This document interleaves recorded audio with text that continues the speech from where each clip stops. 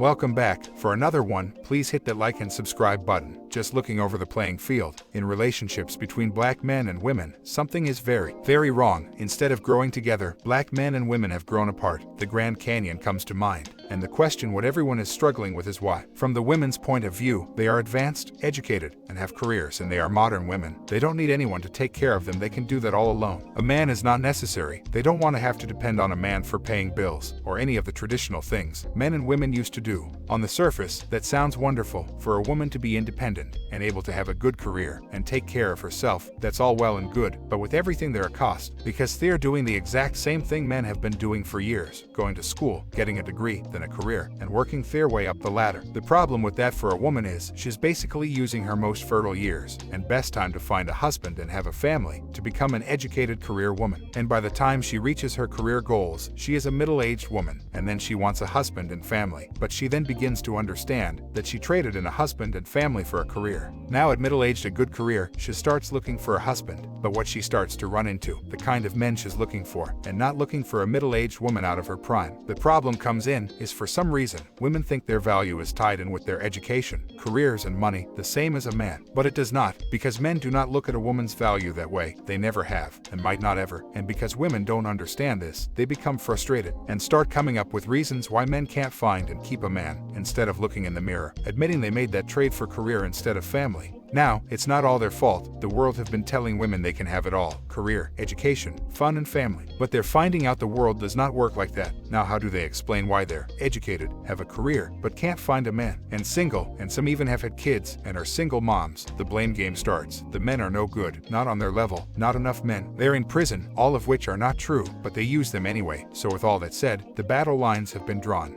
For men, they are just looking for a submissive woman to come home to, have children, and leave their own legacy. They're not looking for some middle-aged woman, stuck in her ways, knows everything, who puts her career in front of her family and husband, working as many hours as them, put their kids in daycare, no cooking and talking about they want partners. And everything is equal. It's just way too much for the kind of man they are looking for, because the kind of man they want a so-called high-value man. He's not looking for any of the things these women are offering, because the one thing these men value over everything is a peace of mind. And these so-called educated women do not offer them. Look at it this way, why would a man who has everything already, money, career, the whole 9 yards, why would he choose a middle-aged woman when there are younger, prettier, more fit, less hassle, fertile women out there? The cold hard answer is they would not, and there lies all the confusion. Men tried to date these educated, career women, thinking they would be a good asset, and like their younger counterparts, be agreeable, but a funny thing happened. They were not. They talked too much. They wanted to compete in everything, always out to prove they're right. And men said, wait a second, these women have changed. This is not what I want.